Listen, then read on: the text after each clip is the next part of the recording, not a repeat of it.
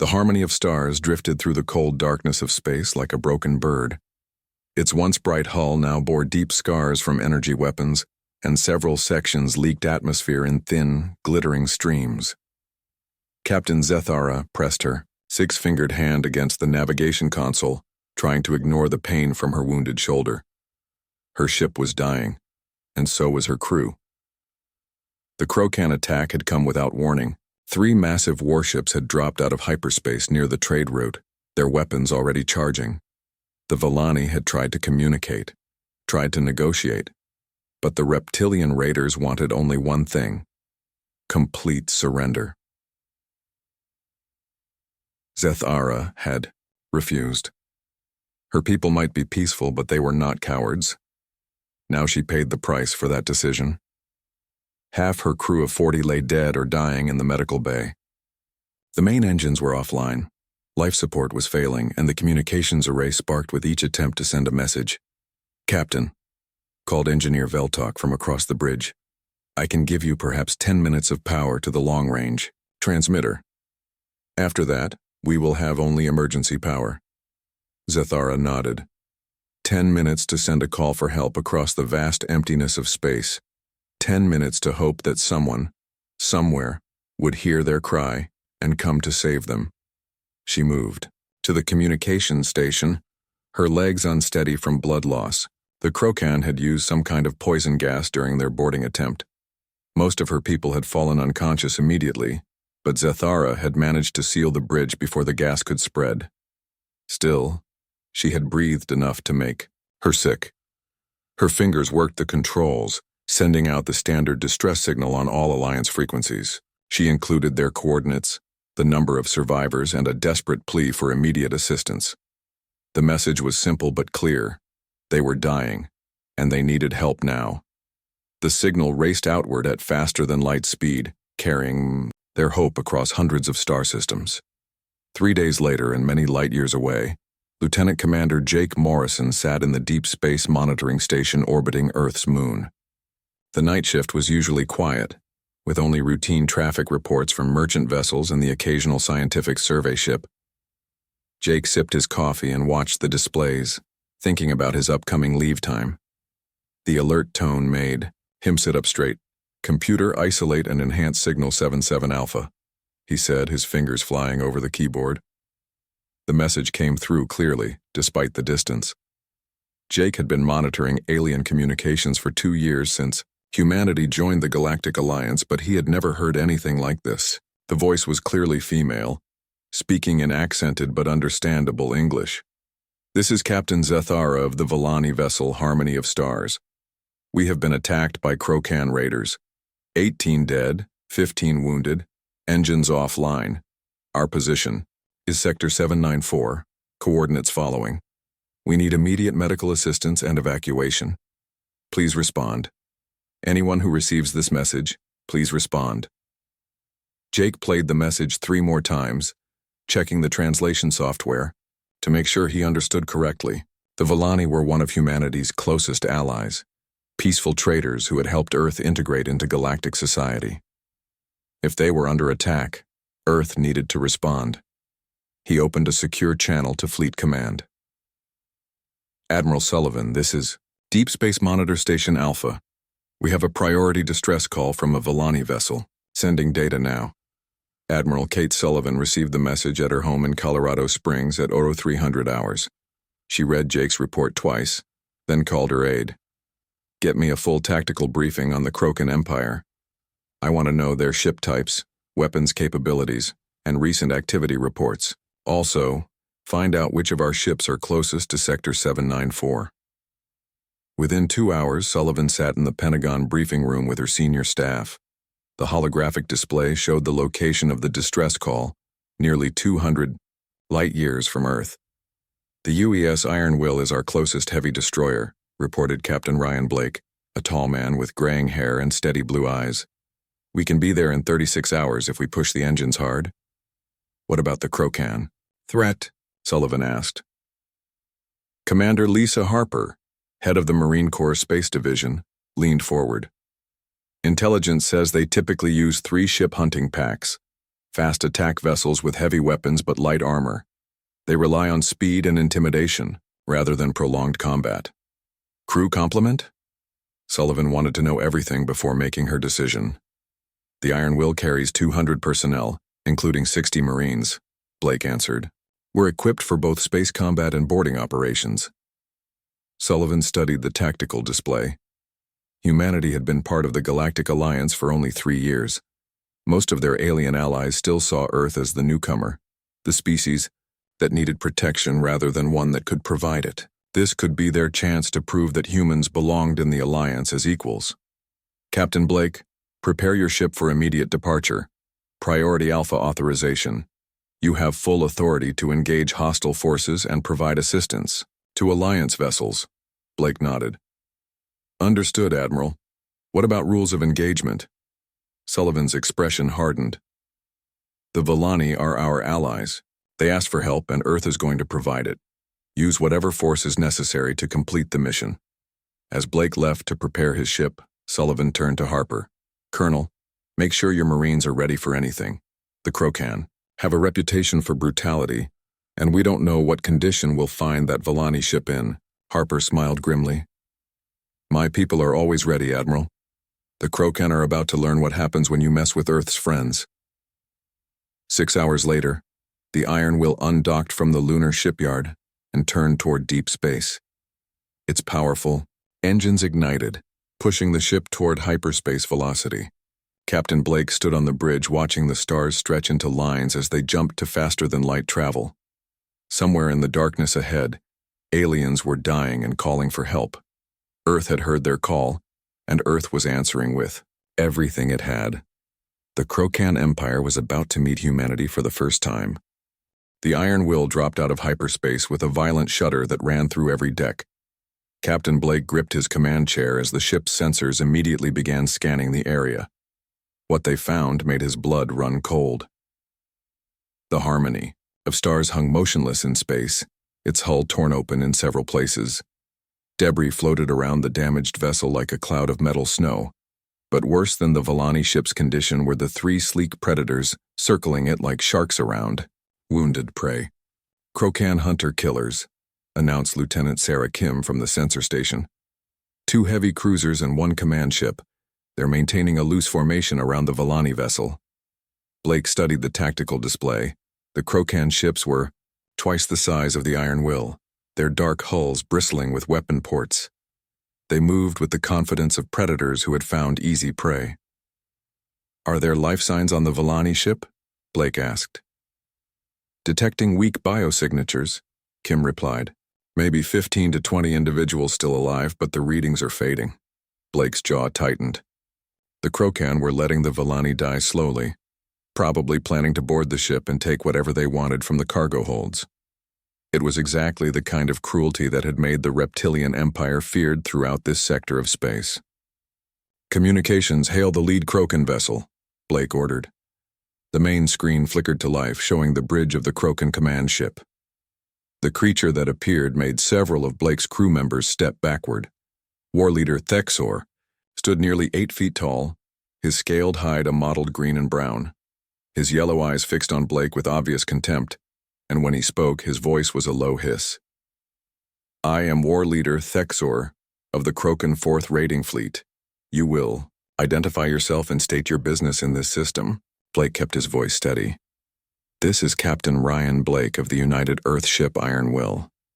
We're here to provide assistance to the damaged Villani vessel. We suggest you withdraw immediately. Thexor's mouth opened, revealing rows of sharp teeth in what might have been a laugh. United Earth? I have never heard of this species. You pilot a single small warship against 3 of our finest hunters. Are you insane or simply stupid? Neither, Blake replied calmly. We're here to help our allies. This is your only warning to leave this system. The Krokan commander leaned forward, his scales shifting color to a darker, more aggressive pattern.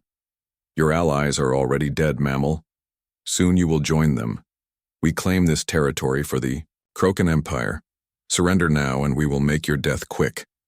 Blake looked at his bridge crew. They were all watching him, waiting for orders. These were good people, trained professionals who had volunteered to serve in the dangerous frontier of space. None of them showed fear, only determination. "War Leader Thexor," Blake said, his voice carrying across both bridges. "You just made a serious mistake. You threatened humans. That never ends well." He cut the communication and turned to his crew. "All hands, battle stations. Tactical, prepare for combat. Communications, send a message to Earth Command. Tell them, we've engaged Krogan forces and are proceeding with the rescue mission." The Iron Will's lights dimmed as power flowed to weapons and shields.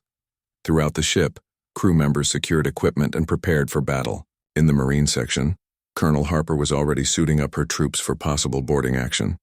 "Captain," reported Lieutenant Commander Dan Foster from the weapons station. "All systems ready. We have target locks on all 3 enemy vessels." Blake studied the tactical situation. The Krogan ships had superior firepower and armor, but they were spread out in a loose formation. Their arrogance had made them careless. They expected the single human ship to either surrender or die quickly.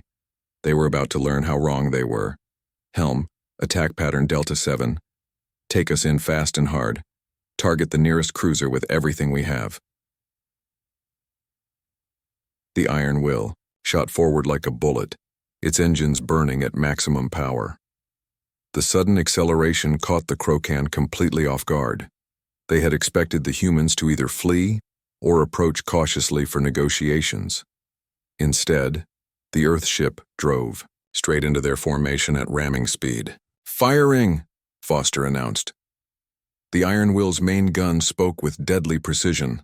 Railgun rounds traveling at tremendous velocity slammed into the nearest Krogan cruiser, punching through its shields and armor like they were made of paper. The alien ship staggered under the impact, emergency lights flashing along its hull. "Target hit," Kim reported. "Heavy damage to their forward sections." But the Krogan were recovering from their surprise.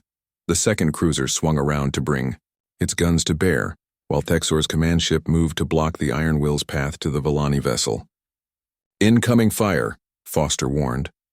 Energy beams lanced out from the Krogan ships, striking the Iron Will's shields. The human vessel shook violently, but its defenses held. Blake smiled grimly.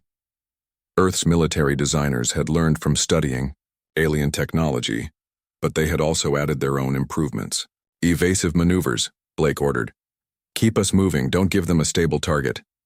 The Iron Will twisted and rolled through space, its pilot handling the massive warship like a fighter plane. The Krogan gunners, used to fighting slower, more predictable opponents, struggled to track the human vessel. "Sir," Kim called out, "the damaged Krogan cruiser is trying to withdraw. Its engines are failing." "Let it go," Blake decided. "Focus on the other 2. The battle became a deadly dance in the void. The Iron Will used its superior speed and maneuverability to avoid the worst of the Krogan fire while striking back with surgical precision. Human weapons had been designed for maximum efficiency, not intimidation, and they carved through alien armor with devastating effect. Thexor's voice crackled over the communication system. "Impossible. How can one small ship fight 3 of our finest vessels?" Blake opened the channel. "Because we're humans, War Leader. We don't surrender, we don't retreat, and we don't abandon our friends." The Iron Will rolled inverted and fired a full spread of missiles at the second cruiser. The projectiles overwhelmed the alien point defense systems, and massive explosions bloomed along the Krogan ship's hull. "Second target severely damaged," Foster reported. "They're losing atmosphere from multiple breaches." The remaining Krogan command ship found itself alone against the relentless human vessel. Thexor had gone from hunter to hunted in a matter of minutes, and his crew was beginning to panic. "War Leader," came a voice from his bridge. "Recommend immediate retreat. This enemy fights unlike anything we have encountered." Blake heard the transmission and smiled coldly. "Iron Will to Krogan command ship. This is your last chance. Withdraw now, or we'll finish what you started." For a long moment, space was silent, except for the crackling of damaged systems. Then Thexor's ship began to turn away from the battle zone, its engines powering up for hyperspace jump. "Let them go," Blake ordered, as Foster prepared to fire again. "They'll spread the word about What happens when someone attacks our allies? The two damaged Krokan vessels limped away into hyperspace, leaving the Iron Will alone with the dying Volani ship. Blake looked at the tactical display and felt a moment of satisfaction. 3 Krokan warships had been driven off by a single, human vessel. Now came the real challenge, saving the Volani crew before it was too late. Colonel Lisa Harper sealed her helmet and checked her weapon one final time. Around her in the Marine Bay, 24 other soldiers were making their own preparations. The damaged Volani ship hung outside their viewports like a broken toy, and every second they delayed meant more alien lives lost. "Listen up," Harper said over the squad communication system. "The Harmony of Stars has multiple hull breaches, failing life support, and unknown structural damage. We're going in to extract survivors and provide medical assistance. Expect zero gravity, toxic atmosphere, and possible radiation exposure." Sergeant Danny Cruz adjusted his equipment pack. "Ma'am, intel says the Krokan used some kind of poison gas during their boarding attempt. Should we expect chemical hazards?" "Assume everything is trying to kill you," Harper replied. "That's what we trained for." The Marines moved into the shuttle bay where 2 heavy transport ships waited. These were not the sleek vessels that most galactic species used for ship-to-ship transfers. Human shuttles were built like flying tanks, designed to punch through enemy fire and deliver troops into the worst possible conditions. Harper took the lead shuttle with 12 Marines, while Lieutenant Pete Collins led the second team. As they launched from the Iron Will, both pilots had to navigate carefully around the debris field surrounding the Volani ship. "Jesus," muttered Corporal Amy Rodriguez, the team medic. "Look at the size of those holes in their hull." The Krokan weapons had torn massive gaps in the Harmony of Stars. Some sections were completely open to space, their contents scattered into the void.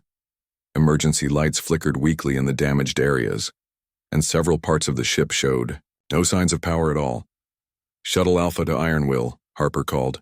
"We're approaching the target vessel. Sensors show life signs concentrated in the forward section." Captain Blake's voice came through clearly. "Understood, Colonel. Be advised that structural integrity appears critical. That ship could break apart at any moment." Harper smiled grimly. Humans had been working in dangerous conditions since they learned to use tools. A damaged alien spacecraft was just another day at the office. The shuttle docked with an airlock that was still intact. Harper's team suited up and cycled through. The connection. The moment they entered the Volani ship, their sensors began screaming warnings. "Radiation levels are elevated but manageable," reported Cruz. "Atmosphere is contaminated with Krokan combat gas and industrial chemicals from damaged systems. Temperature is minus 40 degrees, added Rodriguez. "Most of their environmental systems are offline." Harper nodded. The conditions that would kill most galactic species within minutes were merely uncomfortable for humans. Earth's harsh environment had produced creatures that could survive almost anywhere. They moved through the damaged corridors, following the life sign readings toward the bridge. Several sections had been completely destroyed by Krokan weapons, forcing the Marines to use cutting tools to clear paths through twisted metal and debris. "Contact," called Private Tom Wilson from the point position. "I've got movement ahead." Harper moved forward and saw a figure huddled against a bulkhead. It was a Volani crew member, unconscious and barely breathing. The alien's skin had turned a sickly blue color and frost covered its thin body. "Rodriguez, get over here," Harper ordered. The medic knelt beside the alien and began her examination. "Severe hypothermia, chemical poisoning, and oxygen deprivation. This one needs immediate medical attention. Can you stabilize him for transport?" Rodriguez was already working, injecting the alien with human-designed medications that had been modified for Volani biology. "Done. But we need to find the others. Fast. They won't last much longer in these conditions." The team continued deeper into the ship. They found 3 more Volani crew members in various states of collapse, all suffering from the same combination of cold, poison, and oxygen loss. Each time, Rodriguez managed to stabilize them with treatments that would have been impossible for most galactic species to provide. "How are you doing this?" asked Cruz as he watched the medic work on the 4th survivor. "Our medical training said most species can't handle extreme temperature variations." That's because most species didn't evolve on a death world, Rodriguez replied. Human medicine had to learn how to treat everything from frostbite to heat stroke, often at the same time. These aliens are tough, but their bodies just aren't designed for this kind of punishment. They reached the bridge to find Captain Zathara barely conscious at her command station. The Villani commander was in the worst condition yet, her breathing shallow and her skin almost white with cold. "Ma'am," Harper said, kneeling beside the alien captain. "We're here to help. You're going to be okay." Zathara's large eyes focused on Harper with difficulty. "Human," she whispered. "You came." "Earth doesn't abandon its friends," Harper said. Simply. Rodriguez began treating the captain while the rest of the team secured the bridge. The Villani ship's emergency systems were failing one by one, and Harper could feel the vessel shuddering around them. "Colonel," came Collins' voice over the radio. "We've found 8 more survivors in the engineering section, but we've got a problem. The ship's reactor is becoming unstable. We've got maybe 20 minutes before this whole thing comes apart." Harper looked around the damaged bridge. The Villani had tried to make emergency repairs, but their tools and techniques were designed for normal operations. They had no experience with the kind of extreme damage control that humans learned as a matter of course. "Cruz Wilson, get the captain to the shuttle. Rodriguez, are the others stable for transport?" "They'll live," the medic confirmed. "But they need proper medical facilities soon." The evacuation became a race against time. Harper's team moved through the dying ship, carrying unconscious aliens through sections that would have killed them without protective equipment. Broken power lines sparked around them, toxic gases leaked from damaged systems, and the hull groaned ominously as structural supports began to fail. "This is insane," muttered Wilson as he carried a Villani engineer through a corridor filled with radioactive vapor. "How did these people survive this long?" "They're tougher than they look," Harper replied. "But they're not built for this kind of environment." The shuttles launched just as the Harmony of Stars began its final death spiral. Sections of the hull were peeling away like flower petals, and the reactor's containment field was flickering dangerously. Harper watched from the shuttle's viewport as the alien ship finally broke apart in a silent explosion of metal and energy. 15 Villani had been rescued from what should have been certain death. Back on the Iron Wheel, Dr. Neil Parker was waiting in the medical bay. The ship's doctor had been studying Villani biology during the journey, preparing for exactly this situation. "How are they?" Harper asked as the survivors were transferred to human medical equipment. "They'll live," Parker said, working over Captain Zathara with instruments that had been hastily modified for alien physiology. "But they're asking me how this is possible. They want to know how humans can function in conditions that nearly killed them." Harper looked at the recovering aliens, then at her own team. The Marines were tired but uninjured, treating the rescue operation as routine duty. None of them seemed to realize they had just performed what most galactic species would consider a miracle. "Tell them the truth, Doc," Harper said. "Tell them we're from Earth. Tell them we're Deathworlders. And tell them that when Earth's friends call for help, we answer." Captain Zathara's eyes opened and focused on Harper. The alien captain struggled to speak, her voice weak but clear. "Your species," she whispered. "What manner of beings are you?" Harper smiled. "We're humans, Captain, and we're very glad to meet you." Captain Zathara sat in the Iron Wheel's medical bay, watching Dr. Neil Parker work with equipment she did not recognize. The human doctor moved between the injured Villani with calm efficiency, treating wounds and illnesses that should have been impossible to cure with the basic supplies of a military vessel. "This should not be possible," she said to Parker as he checked her vital signs. "Your medical bay lacks the specialized equipment needed to treat Villani physiology, yet my people are recovering." Parker smiled and continued his examination. "Human medicine had to get creative early in our history. We learned to treat injuries and diseases with whatever we could find. When you can't always get the perfect tool, you learn to make do with what you have." The Villani captain studied the human doctor carefully. He appeared fragile compared to the Marines who had rescued her, but there was something in his movements that suggested hidden strength. "Your species confuses me, Dr. Parker. You seem both weak and powerful at the same time. That's probably accurate, Parker replied. Humans aren't the strongest or fastest species in the galaxy, but we're good at adapting to situations that would kill other people. Across the medical bay, Engineer Veltok was speaking quietly with Corporal Rodriguez. The Villani engineer had been asking detailed questions about human biology ever since regaining consciousness. Your blood chemistry is remarkable, Veltok said. When you treated us with your medications, I detected trace elements that should be toxic to most life forms. How do you survive with such concentrations of heavy metals and radiation-resistant compounds? Rodriguez shrugged. Earth is a tough place to live. Our bodies had to learn how to handle all kinds of nasty stuff just to survive childhood. Pollution, radiation, toxic plants, poisonous animals. If you can't adapt, you don't make it to adulthood.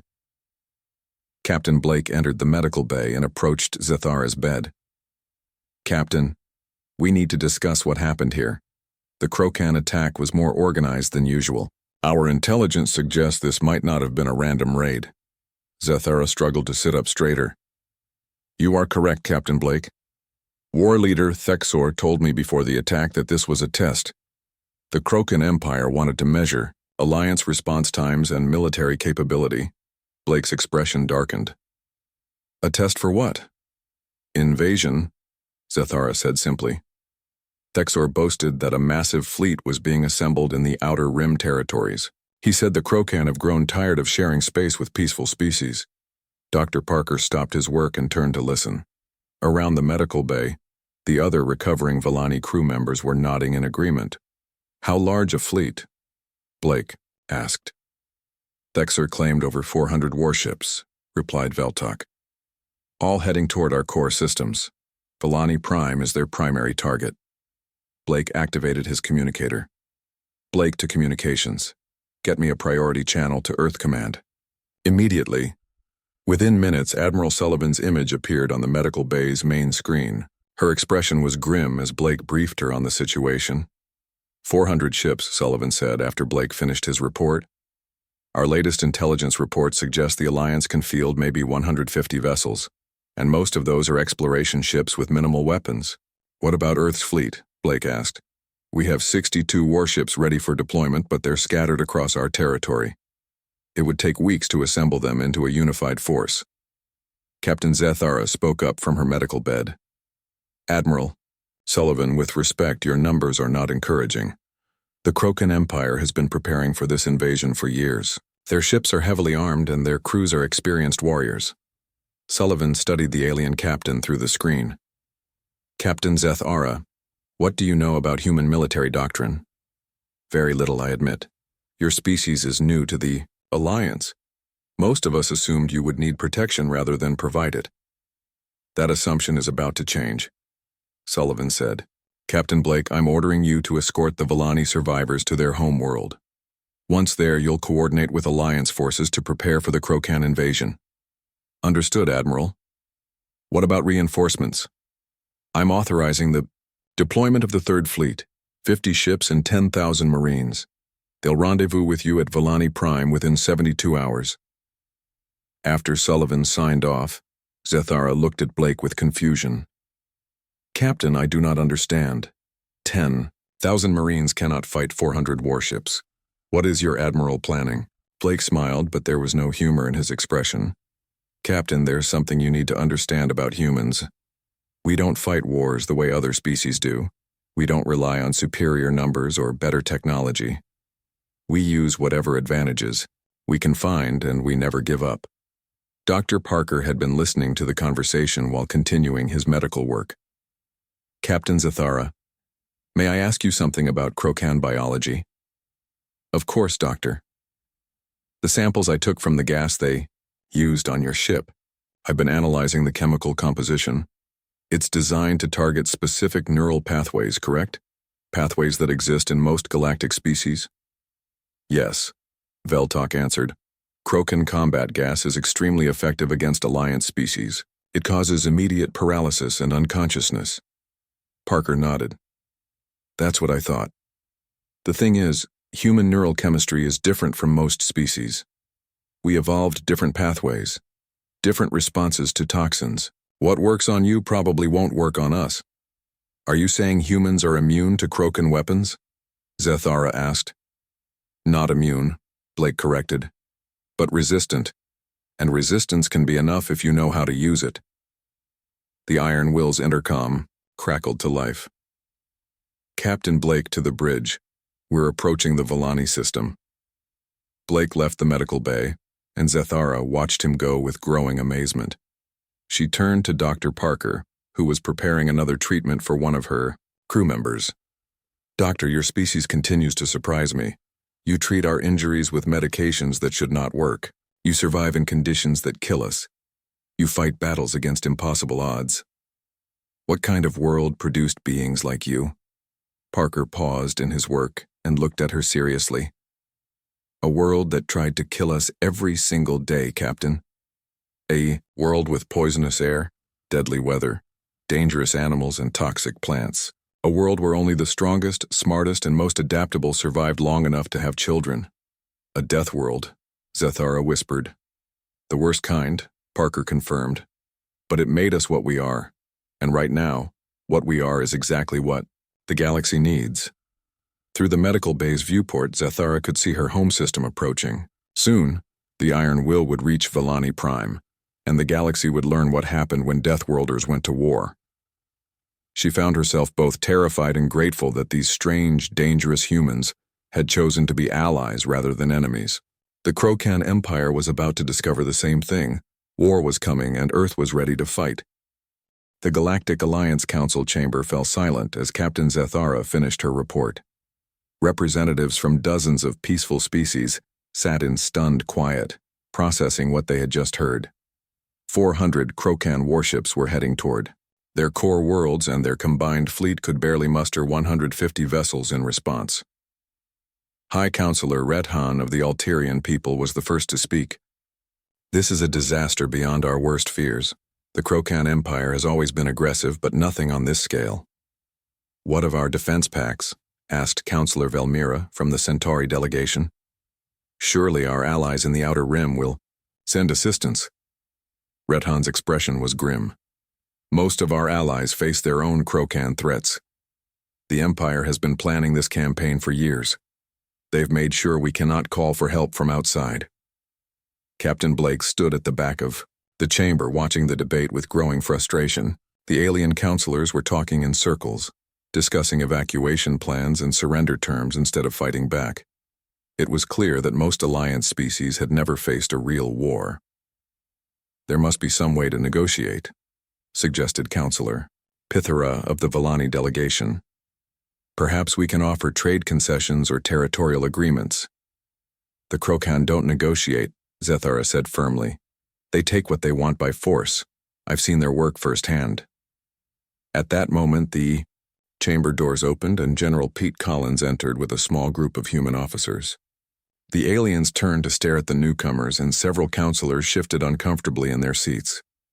Blake had briefed Collins during the flight to Villani Prime, but seeing the human general in person was different. Collins stood 6 feet, tall with graying hair and scars on his hands that spoke of years in combat. He moved with the confidence of someone who had fought real battles and won. High Counselor Redhan, Collins said, his voice carrying clearly through the chamber. I'm General Pete Collins of the United Earth Defense Force. Admiral Sullivan has authorized me to coordinate our response to the Krokan invasion. Redhan studied the human general carefully. General Collins, we are grateful for Earth's assistance. However, I'm not certain how 50 human ships can make a significant difference against 400 Krokan vessels. Collins smiled, and several aliens in the chamber felt a chill they didn't understand. Counselor, there's something you need to learn about human warfare. We don't fight fair, and we don't fight by the rules other species use. Lieutenant Commander Sarah Kim stepped forward with a data pad. General, we've completed our analysis of Alliance fleet capabilities.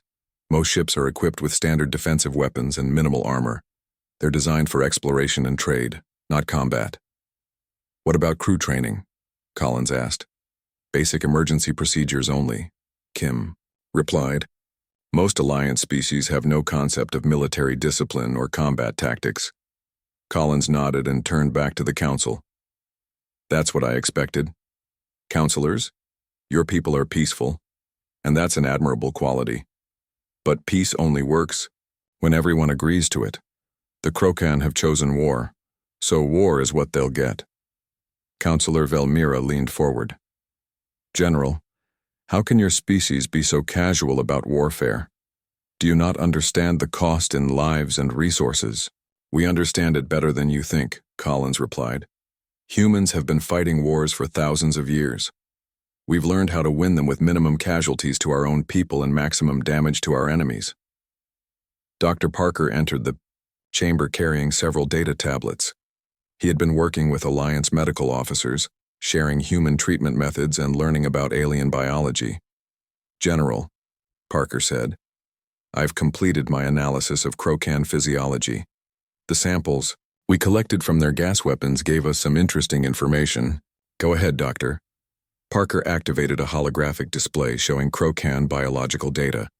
The Krokan evolved on a world with very stable environmental conditions. Constant temperature, predictable weather patterns, limited exposure to toxins, or radiation. Their bodies are efficient but not adaptable. What does that mean for combat? Asked Captain Blake. It means they can't handle extreme conditions the way humans can, Parker explained. Temperature variations that barely affect us could disable their entire crew. Chemical compounds that we consider mildly irritating could be lethal to them. The alien counselors listened with growing amazement. They were beginning to understand that humans approached warfare from a completely different perspective. There's more, Collins said. Our analysis of Krokan military doctrine shows they rely heavily on intimidation and overwhelming force. They're used to fighting enemies who surrender quickly when faced with superior numbers. But humans don't surrender, added Colonel Harper, who had just arrived from the spaceport. We fight harder when the odds are against us. It's just how we're built. High Counselor Rethan looked around the chamber at his fellow counselors. General Collins, what exactly are you proposing? Collins activated the main display, showing a tactical map of the local star systems. The Krokan fleet will arrive in 6 days. We can't match their numbers, but we don't need to. We're going to use their expectations against them. How? Asked Zethara. They expect to face the same kind of opposition they've always encountered, Collins explained. Peaceful species with minimal military capability. Instead, they're going to find human warships integrated with your fleet, using tactics they've never seen before. Lieutenant Kim brought up another display showing human ship designs. Our vessels are built for extended combat operations.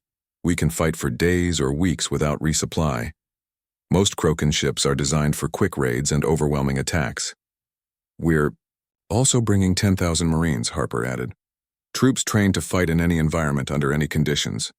The Krokan have never faced boarding actions by Deathworld warriors. Counselor Pithara raised a concern. General, even with your advantages, 400 ships against 150 seems impossible. Collins looked at the alien counselor, with something approaching pity. Counselor, you're thinking like a peaceful species. You're calculating ships against ships, weapons against weapons. That's not how humans fight wars. Then how do you fight them? Asked Rethan. We fight to win, Collins said simply. We use every advantage we can find, create new ones when necessary, and never stop until the enemy is defeated. The Krokan think they're coming to conquer peaceful traders and diplomats. Instead, they're going to meet Earth's military. The chamber fell silent as the alien counselors processed this information. Finally, High Counselor Rethan spoke for all of them. General Collins, the Galactic Alliance places its defense in human hands. We pray to whatever gods watch over Deathworlders that you know what you're doing. Collins smiled grimly. Counselor, the Krokan Empire is about to learn why you never threaten Earth's friends. War is coming, and we're ready for it. Outside the council chamber, Krokan scouts were already reporting back to their fleet. The invasion would begin in Tior. 6 days, and war leader Kethmore was confident of easy victory. He had no idea what was waiting for him. War leader Kethmore stood on the command bridge of his flagship, watching the sensor displays with satisfaction. 400 Krokan warships hung in perfect formation around his massive dreadnought, ready to begin the conquest of the Galactic Alliance core worlds. Status report, Kethmore commanded, his scaled hide gleaming under the bridge lights. All ships report ready for battle, replied his tactical officer. Long-range sensors detect the Alliance fleet ahead, approximately 150 vessels in defensive formation around Vallani Prime. Kethmore's mouth opened in what passed for a smile among his species. Excellent. They've gathered their entire pathetic fleet in one location. We can destroy them all at once. The Krokan had been planning this invasion for 3 years. Their intelligence reports painted the Alliance as weak traders and explorers with minimal military capability. The brief encounter with the unknown human vessel had been an annoyance, but nothing more. One lucky ship could not change the outcome of this war. Begin the attack, Kethmore ordered. Signal all ships to advance. Today the Krokan Empire claims this sector. 6 hours away, Admiral Kate Sullivan stood in the command center of the UES Retribution, the largest warship Earth had ever built. Around her, human and alien officers worked side by side coordinating the defense of Vallani Prime. Admiral, reported Lieutenant Kim, Krokan fleet is moving into attack formation. They're advancing on a broad front, exactly as General Collins predicted. Sullivan nodded. The human military had studied every piece of Krokan tactical data they could find. The Reptilian Empire always used the same strategy. Overwhelming force applied directly to the strongest enemy position. It had worked for them for decades against peaceful species. Today would be different. Signal all ships, Sullivan commanded. Execute Plan Delta. Human vessels move to secondary positions. Alliance ships maintain defensive formation. Throughout the combined fleet, human warships began to shift position. To Krokan sensors, it would appear that the smaller human force was retreating, leaving the Alliance vessels exposed. Captain Blake received the signal aboard the Iron Will and smiled. Grimly, Helm, take us to position 7. Communications, signal the other human ships. Remember, we wait for the Admiral's command. On the bridge of the Harmony of Stars, now repaired and back in service, Captain Zethara watched the human ships move away from the main formation. I hope your people know what they're doing, Captain Blake. Blake's voice came over the communication system. Trust us, Captain. The Krokan are about to learn what happens when you threaten Earth's friends. The first phase of the battle began, exactly as Kethmore expected.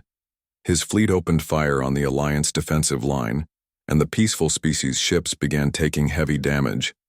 Their weapons were designed for deterrence, not destruction, and their crews had no experience with real combat. Excellent, Kethmore hissed.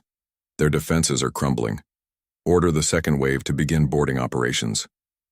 Krokan assault ships launched from the main fleet, carrying thousands of warriors to capture Alliance vessels.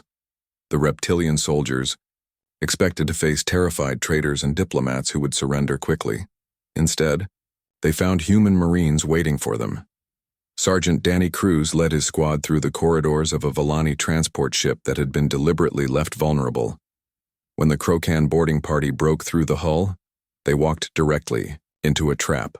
Contact, Cruz reported calmly as alien warriors poured through the breach, beginning extermination operations. The Krokan soldiers had never faced opponents like humans in close combat. Their tactics relied on intimidation and superior numbers. But the human Marines fought with a cold efficiency that terrified the reptilian warriors. Within minutes, the entire boarding party was eliminated.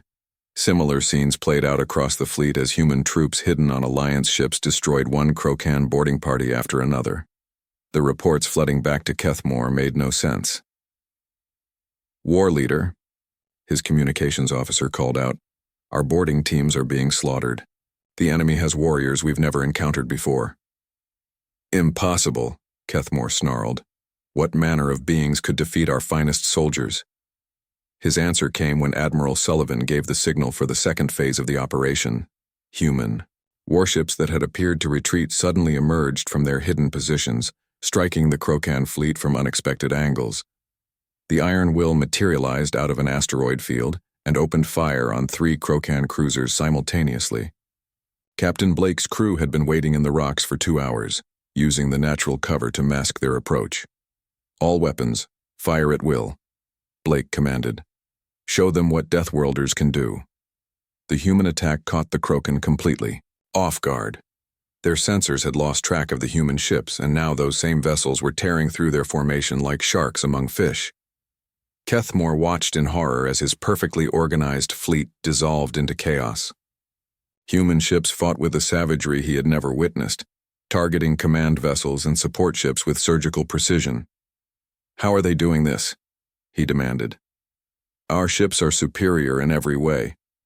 His tactical officer studied the sensor readings with growing panic. "War leader, their vessels appear to be designed for extended combat. They're not slowing down or withdrawing for resupply.